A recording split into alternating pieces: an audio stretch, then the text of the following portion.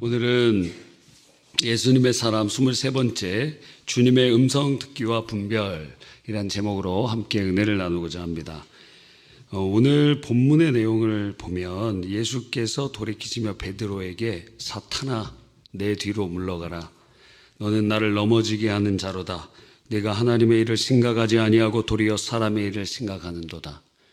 그러니까 지금 베드로가 예수님께서 이제 고난당하시고 21절에 보면 예수께서 자기가 예루살렘에 올라가 장로들과 대제사장들과 서기관들에게 많은 고난을 받고 죽임을 당하고 제3일에 살아나야 할 것을 제자들에게 비로소 가르치시니 베드로가 예수님을 붙잡고 항변하되 이르되 주여 그리하지 마옵소서 이 일이 결코 주께 미치지 아니하리라 이 말을 한 겁니다. 그러니까 인간적으로는 주님 그렇게 죽임당하지 마시고 고난당하지 마시고 죽임당하지 마시기를 바랍니다. 그런 일이 일어나면 안 됩니다. 얼마나 인정이 있고 의리가 있는 말입니까? 근데 주님은 그 말이 사탄의 말임을 분별해 내셨습니다. 사탄아 물러가라. 너가 지금 사람의 일을 생각하는구나. 하나님의 일은 생각하지 않고. 그러니까 인간적인 이야기로 하였지만 그 사탄의 말이었어요. 그 앞에는 17절에는 16절에 마태복음 16장 16절에 너희는 나를 누구라 하느냐 할 때 시몬 베드로가 주는 그리스도시요 살아계신 하나님의 아들이시니이다 얘기했을 때는 주님께서 이렇게 말씀하셨어요. 17절에 예수께서 대답하여 이르시되 바요나 시몬아 네가 복이 있도다. 이를 내게 알게 하니는 혈육이 아니요 하나님 하늘에 계신 내 아버지시니라. 그러니까 바로 앞에서 할 때는 베드로의 입술을 통해서 하나님의 음성이 나왔는데 조금 있다가 이제 말할 때는 그 입술에서 사탄의 말이 나왔다. 그래서 무엇이 필요하느냐? 분별이 필요하다는 겁니다. 방금 있었던 일이에요. 방금 하나님께서 알려주신 말을 자기가 주는 그리스도시여 살아계신 하나님의 아들이시니라 말했는데 이제 조금 있다가 이렇게 되면 안 됩니다. 십자가 지시면 안 됩니다. 인정스럽고 마치 사탄이 예수님 40일 금식하고 광야에서 시험할 때 배고프니까 돌을 떡이 되게 만드십시오. 인정이 있는 것처럼 보이지만 결국에는 죽이려고 하는 그러한 똑같은 속임과 술수를 사용하고 있는 것을 보게 되는 것입니다. 그러므로 하나님의 뜻을 우리는 잘 알아야 되는 것 동시에 분별해야 되는 것입니다. 자, 지난주의 말씀을 우리가 복습해 보면 성령께서 우리 안에 계신다 그랬어요.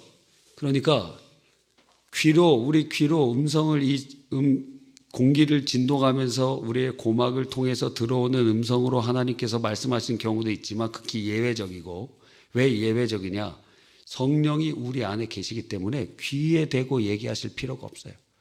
우리 몸을 좌정하여 성전 삼고 계시기 때문에 주님께서는 우리의 생각과 마음에 말씀하십니다.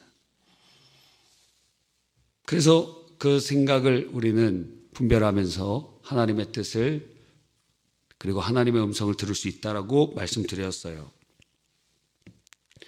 오늘 이어서 두 번째로 하나님께서는 성경을 통해서 말씀하십니다.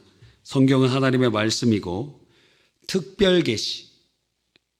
특별계시를 기록한 모아놓은 것입니다. 특별계시 하나님께서 구약시대에 야곱에게 꿈으로 말씀하시기도 하고 직접 아브라함에게 천사로 임재하시기도 하고 그리고 선지자들에게 받아 적으라고 말씀하시기도 하고 또 어떤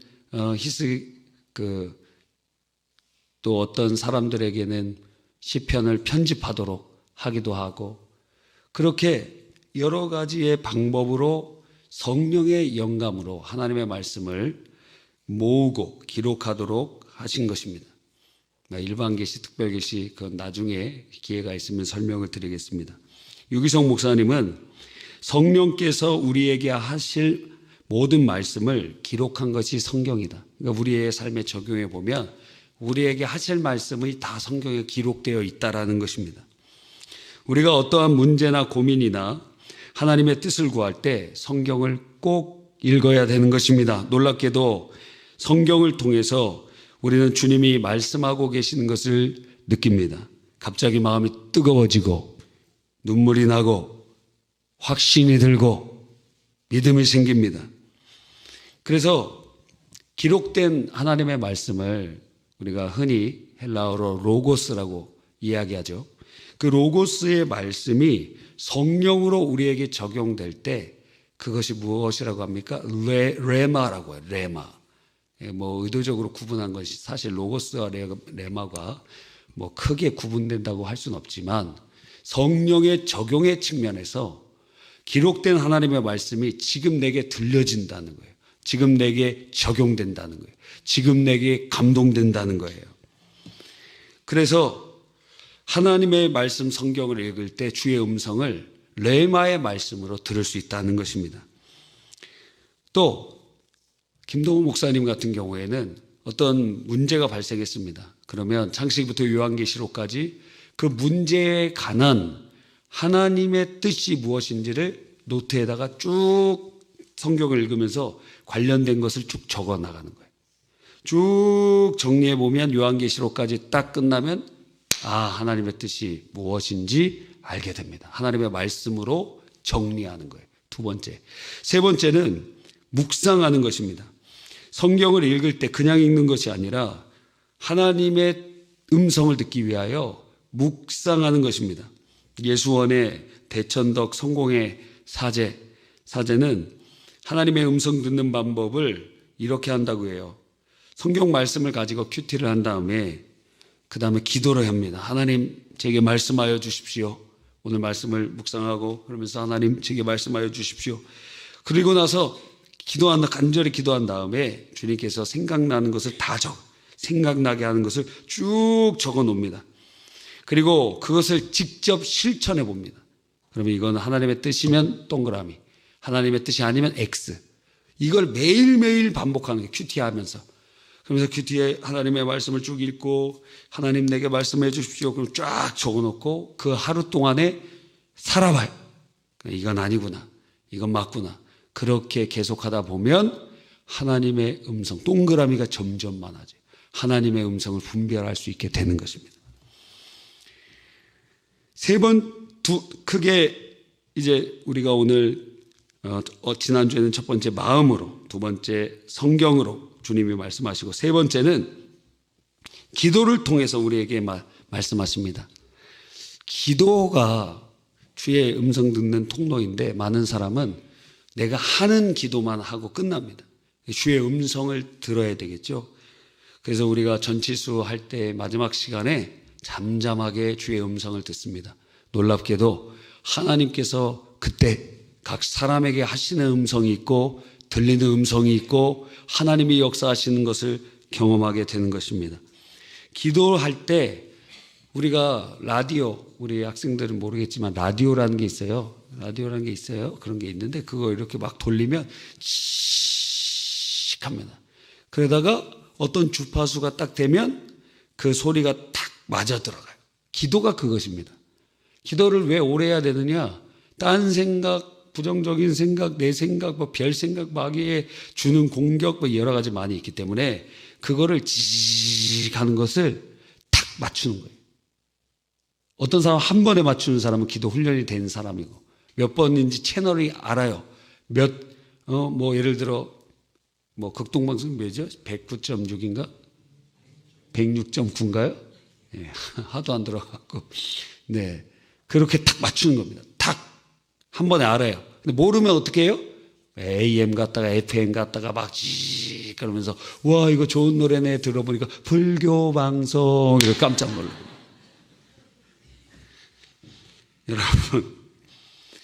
그러니까 한 번에 맞출 수 있는 사람은 아는 사람이에요. 훈련이 된 사람. 근데 못하는 사람은 그거 맞추는 시간이 필요한 거예요. 그리고 그렇게 기도할 때 지지직하며 딴 생각이 들고 예수님의 보혈의 공로를 의지해서 기도를 방해하는 모든 생각을 철폐하고 사탄을 물리치면 성령께서 역사하시면서 하나님의 뜻에 고정됩니다. 그러면서 주님의 뜻을 알게 되고 주의 음성을 듣게 되는 것입니다. 네 번째로 하나님께서는 어떻게 또한 말씀하시느냐? 환경과 사람을 통해서도 말씀하세요.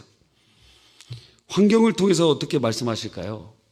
물론 이것은 상당한 분별이 필요합니다. 다 이게 맞다는 게 아니에요. 그런데 이렇게도 하실 수 있다는 것입니다. 19세기 말 선교사였던 엘리자베트 자일러는 소녀 시절에 선교사로 부름받았습니다.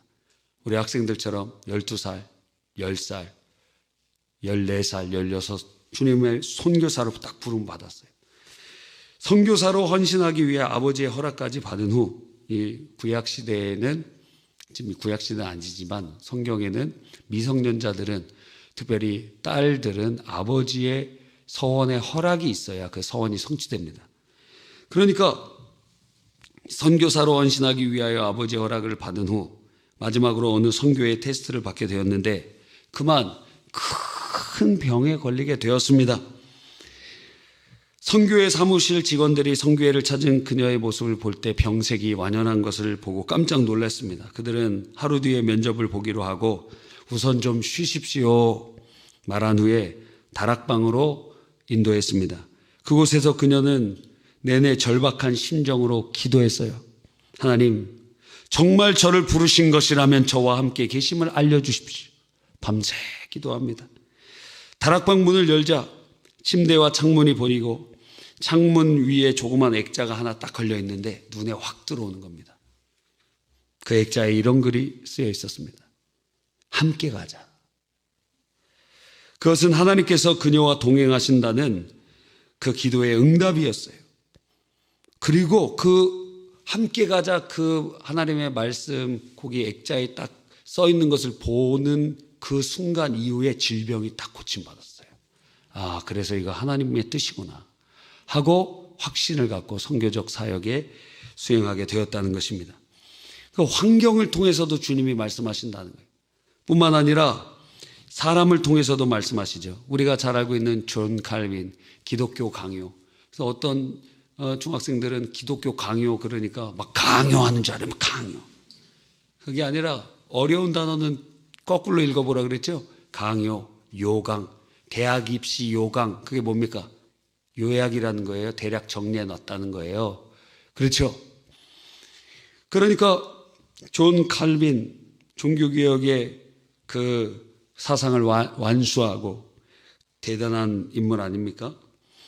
근데 종교개혁적인 내용을 원래 이 사람 프랑스 출신인데 그 프랑스에서 자기 그 종교개혁적인 내용을 하다가 수배령이 내려갖고 죽음의 위협에 처하게 돼서 도망을 쳤습니다.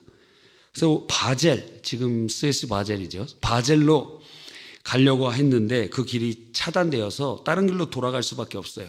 리옹과 제네바를 통과하여 여행하기로 결심을 했습니다.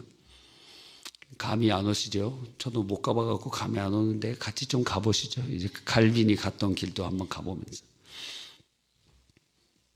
아멘 하신 분만 가시기를 바랍니다. 이 제네바에서는 하룻밤만 머물려고 하였습니다. 그곳에서 근데 제네바에서 종교개혁 운동을 하던 파렐이라는 종교개혁자가 있었습니다. 근데 파렐은 칼빈에게 와서 여기서 종교개혁에 함께 동참해주고 앞장서 달라. 당신 그렇게 신학적인 지식이 있고 그거 다 하나님께서 이때를 위해서 준비하신 것 아니겠느냐 막 설득을 했는데 칼빈은 자기가 앞장서고 싶은 마음이 전혀 없었어요. 칼빈은 병이 굉장히 많았습니다. 병주머니였어요. 이런 병 저런 병 다 있었어요. 그래서 건강 때문에 휴식이 필요합니다. 이런 이유 저런 이유를 대면서 나는 종교개혁에 앞장설 마음이 없습니다. 저는 못합니다. 계속 거절했어요. 그랬더니 칼빈에게 파렐이 이런 얘기를 합니다. 마지막으로 묻겠는데 당신은 하나님의 부르심을 따르기를 원합니까? 아닙니까? 당신은 자신의 휴식과 개인적인 이익에만 관심이 있습니다. 그렇기 때문에 나는 그의 명령을 당신이 무시하는 하나님의 이름으로 선포합니다. 당신이 하고자 하는 일에는 하나님의 축복이 전혀 머무르지 않을 것입니다. 그렇기 때문에 하나님께서 당신의 휴식을 저주하기를, 하나님께서 당신의 휴식을 저주하기를 하면서 쉬려고 하고 있었던 칼빈을 주님의 이름으로 저주했어요. 파렐의 말을 칼빈이 듣는 순간 온 몸이 사시나무 떨리듯이 떨리기 시작하고, 칼빈은 지금 파렐의 말을 통하여 하나님께서 말씀하고 계시다는 것을 직접 느끼게 되었습니다. 파렐을 통해 뿜어지는 거룩한 권세의 불 아래 칼빈은 어린아이처럼 울기 시작했습니다. 그리고 말했습니다. 하나님, 순종하겠습니다. 여러분, 이것은 파렐의 협박 때문에 된 것이 아니라 성령께서 파렐의 입을 통하여 말씀하실 때 그 강권하는 하나님의 역사가 그를 붙잡으신 것입니다. 여러분, 그러니까 사람을 통해서도 주님께서 말씀하신다는 거예요. 이렇게 환경과 사람을 통해서 주님께서 말씀하실 때는 반드시 분별이 필요해요. 이게 성경적인지 아닌지. 성경과 다르면 그거는 하나님의 뜻이 아닙니다. 누군가가 내게 얘기를 해줍니다. 근데 그게 성경과 달라. 근데 파렐의 말은 성경과 일치돼요. 나의 그 안식을 위하여 주님의 부르심을 거절할 때, 주의 주가임에 하나님의 음성으로 분별이 되었어요. 근데 성경과 다르면 그건 하나님의 말씀이 아닙니다. 뿐만 아니라 우리 예수님의 사람책에서는 아주 이런 것을 제시해요. 색달아요. 영적 일치를 통해 분별하는 거예요. 영적 일치를 통해.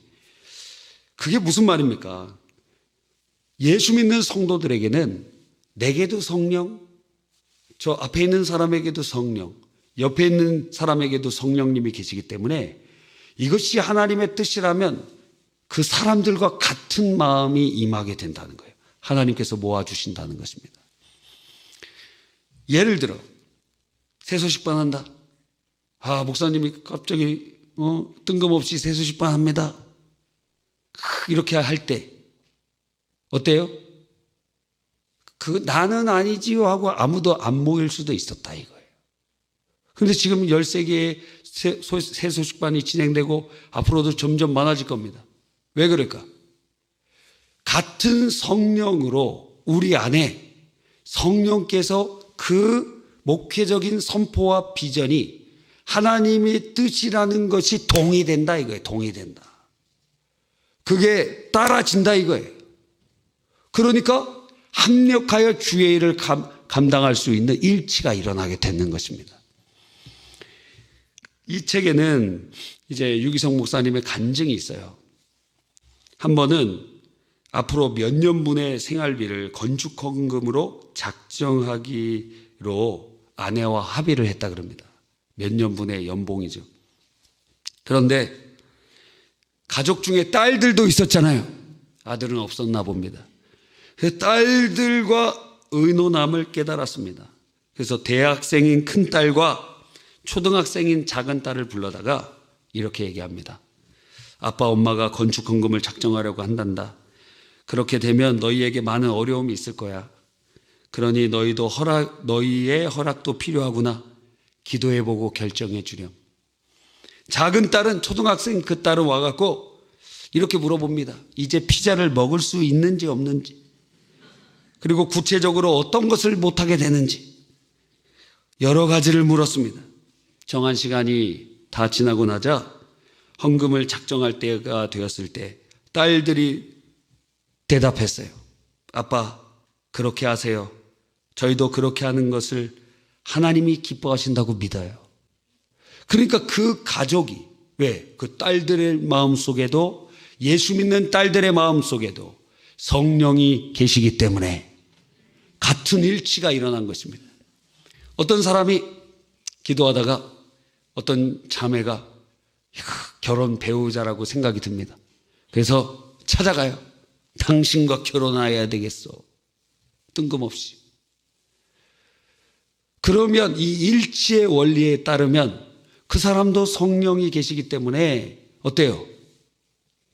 그 사람에게도 반응이 있게 그것을 수용하겠지. 그런데 이 사람은 절대 아니라는 거예요. 나한테는 응답이 없다. 나한테는 그런 응답이 없다. 아니라는 거예요. 내가 응답받았다는 거예요. 그래서 이런 사람 엄청 많습니다, 여러분. 귀신에게 속는 자들이 얼마나 많은지 모릅니다. 그러니까 일치의 원리. 내게도 말씀하신 그분이 저 사람에게도 말씀하셔서 일치되게 하시는 거예요. 특별히 결혼 같은 중대사. 최근에 유튜버로 원래 이렇게 돈 잘 버셨던 어떤 여성분이 헬스 트레이너도 하고 스튜디오도 하고 제 아내한테 들었습니다. 우리 허 집사님이 보라 그랬는데 제가 보지는 못하고 제 아내가 성찬빵을 썰면서 한석봉 어머니도 아닌데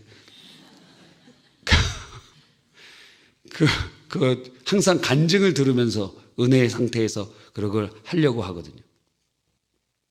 그러면서 그 들은 얘기를 꼭 해주려고 그래요. 이게 담아둘 수가 없어서 저한테 다 쏟아내려고 그래요. 이렇게 쏟아내려고. 이 쏟아놔야 다른 것도 담을 수 있으니까.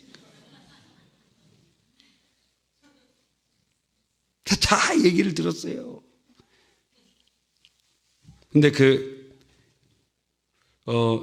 그분이 원래는 모태신앙이었지만 세상에서 잘 되니까 1년에 한 번 이렇게 교회 다니다가 소개팅을 받았는데 당신 그렇게 살면 안 됩니다.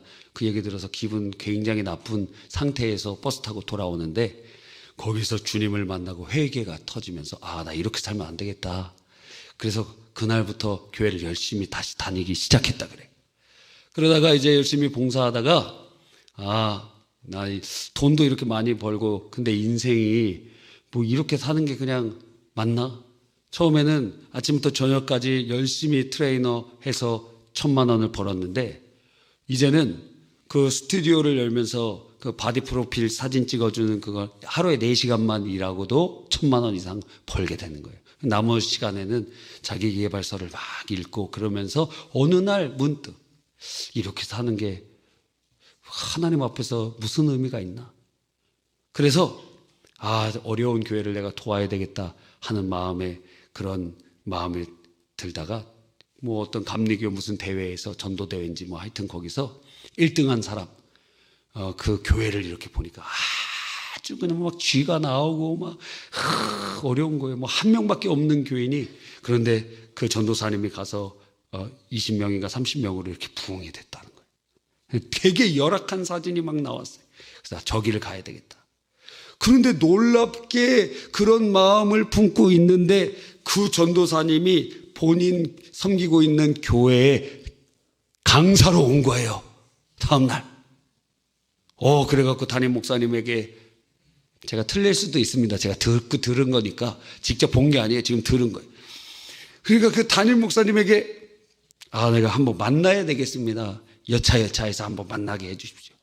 그래서 만났더니 그 전도사님이 사모의 길이 얼마나 어려운지 아느냐고 이렇게 해도 끝까지 갈 수 있겠느냐고 아니 지금 결혼하자 그런 것도 아닌데 그냥 거기서 그렇게 12조로 물어봤대요. 왜? 앞에 수많은 소개팅을 했는데 사모가 될 사람이 없어갖고 다 도망쳤다.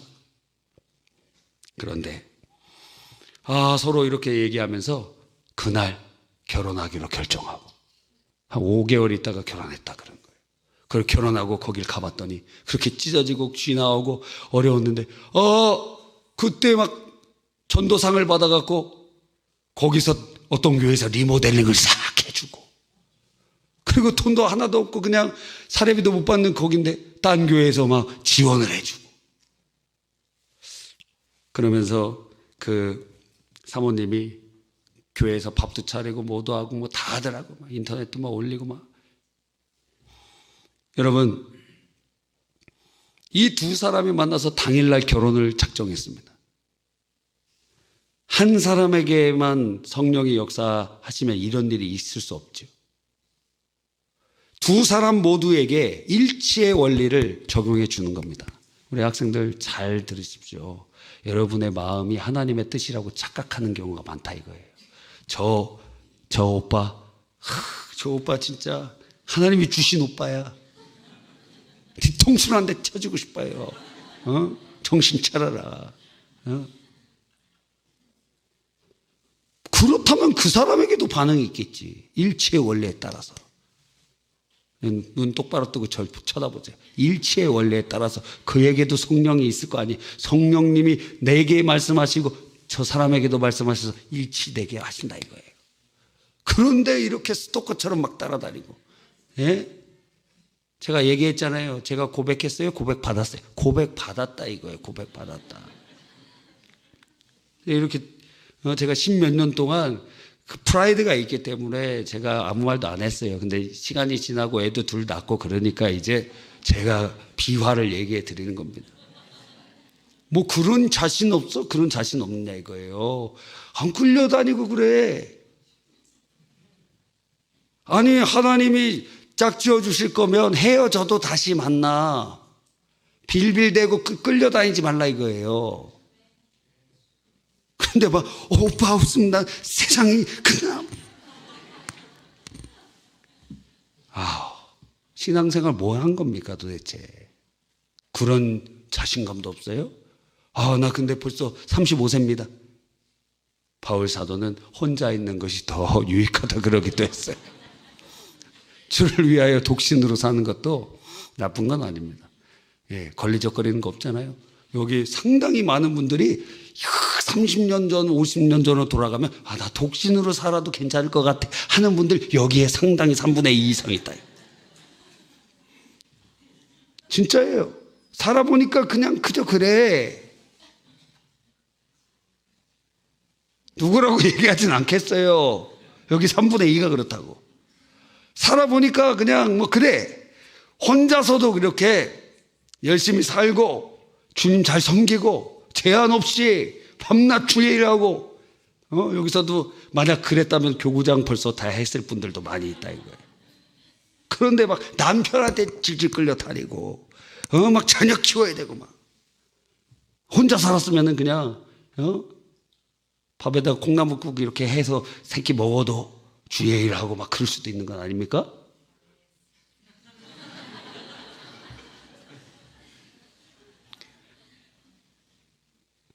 여러분, 뿐만 아니라 주위 사람의 영적 멘토의 조언을 귀 기울여야 됩니다. 우리가 자기 확신에 빠지면 아무에게도 상의하려고 하지 않아요. 그래서 영적 멘토가 있는 것은 중요합니다. 근데 이 목회자가 되면은 멘토가 되기가 어려워요. 영적 직감이 있거든요. 그러면 이 사람은 죽겠구나 하는 생각이 들어요. 이 사업은 망하겠건 계엄 예배를 드리러 가는데 망할 것이 알아죠.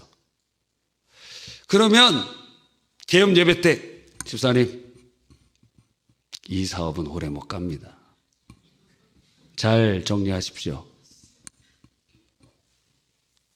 교회 안 나옵니다. 안티됩니다. 안티. 예? 안티돼. 그래서 어떻게 해요? 축복해 줍니다. 왜? 축복을 빌어줄 수는 있잖아요. 조금 잘 정리되도록 축복해 주면 되잖아요. 그래서 저도 이제 진짜 어떤 분은 상담을 이렇게 왔을 때는 어떨 때는 직언을 할 때가 있어요.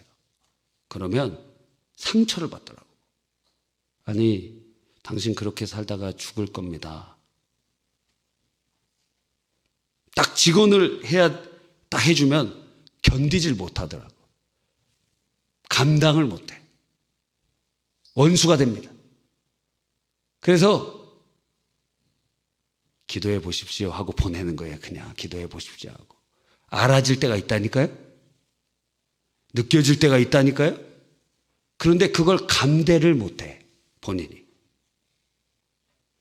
그래서 여러분 안에 이렇게 주님의 말씀을 직언할 수 있는 멘토가 한 명씩 있고 그 멘토와의 관계 속에서 어떤 말이라도 수용할 수 있는 마음의 자세를 가지고 있는 분들이 그런 태도를 가지고 있으면 좋아요.